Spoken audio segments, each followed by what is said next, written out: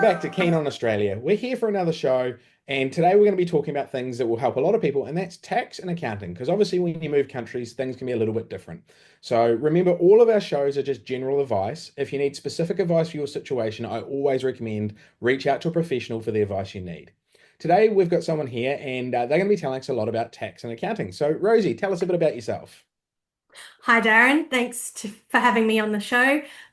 Yes, so I've been an accountant for 20 plus years and I run Amaro's Accounting. We specialise in small businesses and also individuals as well, and specific tax advice around a lot of the more tricky stuff that individuals may face in in their tax lives. Awesome. So Terrible at this. let's look at some of these things that are going to be a bit different for people. A lot of people hear the expression TFN. What's a TFN and is it free for them to get it? Okay, a tax file number is a unique number that each individual or entity must have for paying tax in Australia. Yes, it's free to get, and you should apply for a tax file number when you first move to Australia or want to start working in Australia with the ATO, which is the Awesome. Australian Tax Office. And then employees, do they do a tax return here? Yes, everybody with a tax file number has an obligation to lodge a tax return, or at least advise the ATO that they don't have any income and don't need to lodge a tax return. So as soon as you have a tax file number, you have an obligation to lodge a tax return. So obviously that's every year. When is the tax year in Australia? So the tax year runs from the 1st of July to the 30th of June. So we're coming up to the end of the 25 tax year now. And then you start lodging your tax returns from sort of end of July through to October as an individual. So they've got right through to October to do it, have they? Yep, end of October. Awesome. And can employees claim deductions? Yes, absolutely. If you are spending money or having expenses that directly relate to your income, you can generally claim them as a tax deduction. And what do they have to do for that? Is there any things they need to do or? Yes, they must substantiate their income. So they need to keep receipts and keep records. So specifically, like generally it's a receipt, or if you wish to claim car expenses, you may need a logbook or substantiation of your kilometres that you've done as well. So, and if they're going to do this tax return, can they do it themselves or do they get someone to do it for them or? They can absolutely do them themselves if they feel confident about that. Individuals can do their tax returns themselves via MyGov.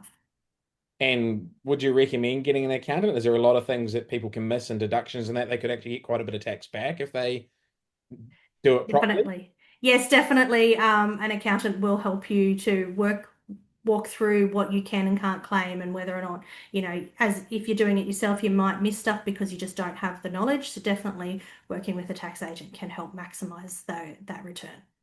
And something like that they're not going to be used to. Is it true that they're not going to pay income tax on the first 18,000 they earn here? 18,200 to be exact, Darren. Yes. Wow. So again, that would be part of doing your tax return would be if you moved in the middle of the year, you'd probably get maybe a little bit of tax back from not having it quite set up right, being only here part of a year.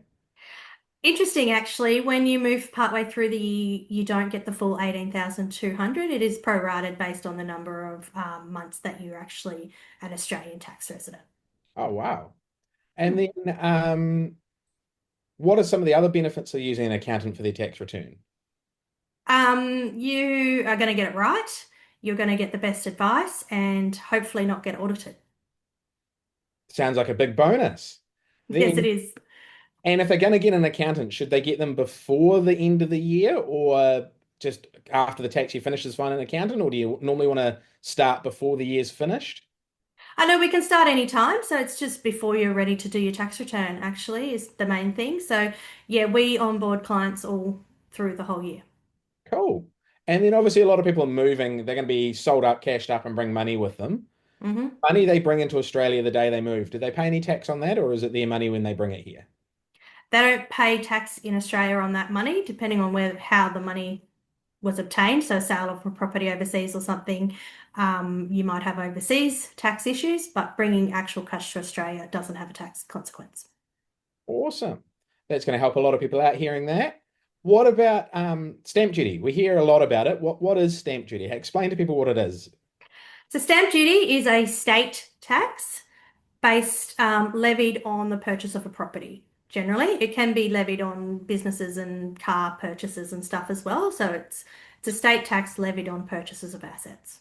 And it's only paid the once when you buy something? Yes.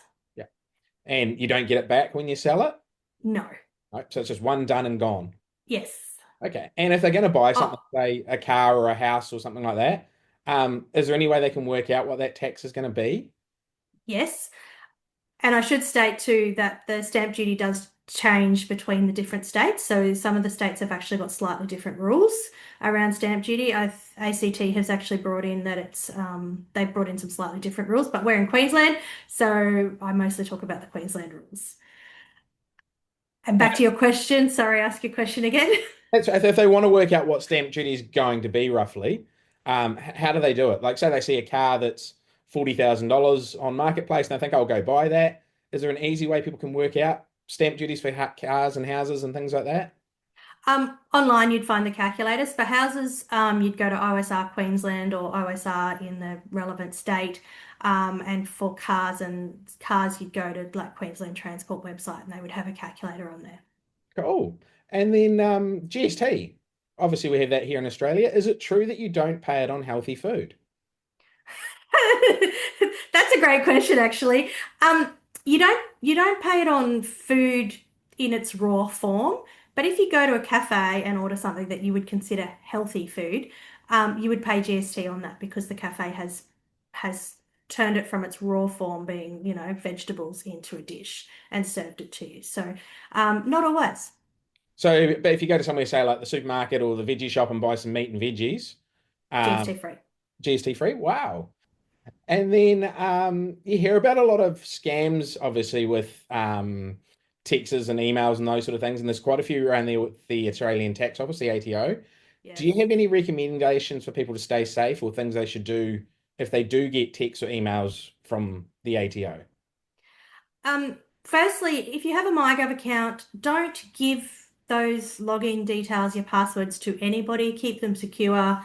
General things like have a different password for every sort of login that you've got. And if you get what you think is a spam email, don't click on the link. Go direct back through MyGov to check what maybe they've been sent. So anything that seems a bit scary or has a link attached to it, don't click on the link, go back to the direct source. So log into your MyGov account and check there because that's where the information will be. And anything asking for tax money or that, if you've got an accountant, they can look it up and check if it's real or not. Yes, absolutely. Yep. So you can So, ask your accountant as well. so if someone got a random, you owe $20,000 in tax, please pay here. Quick call your accountant. They normally look it up and say, hey, it's not even on the tax system. That's not true. Completely ignore it. Yep, correct. Awesome. What about people that want to work for themselves? So they get offered a job as a contractor or they want to open their own business. Is that an easy process to do in Australia? Yes, absolutely. Yes. I would always recommend first start talking with an accountant about the best way to do that and the structure that you want to do that through, whether that's a sole trader, partnership, company, trust, and the accountant can help you set up the entity and the structure and get you set up with all the things that you need to run your business. And when should someone do that? Should they do it right at the start or are they better to get part way through and then reach out to someone? When would you recommend they should reach out? Before they make any start on actually starting the business. So in those initial stages before you start spending money and, making plans while you're making the plans. And can they even reach out while they're still overseas and start the process from there? Yes. Yeah. Awesome. We also hear another tax term over here quite a bit, CTG or capital gains tax. What CGT. what is it? CGT is capital gains tax. So it is tax on the sale of an asset. So that could be a house, it could be a business, it could be shares that you own in companies, it's basically tax on the sale of an asset. Okay. And when you say houses, are most people going to pay that on a family home here or Generally, no, but there's a lot of rules around principal place of residence and CGT exemptions. So while the starting point is yes, your house is exempt from CGT, there's some ifs and buts that's definitely worth discussing with your accountant. So again, if you're going to buy or sell anything, you always just check in with the accountant what the ramifications are going to be, and they can normally work it out pretty quickly for you. Yep. Awesome. Um, oh, thank you very much for being on the show today. It's been great to give some people some tips and pointers and help. If someone wanted some tax help, whereabouts can they find you?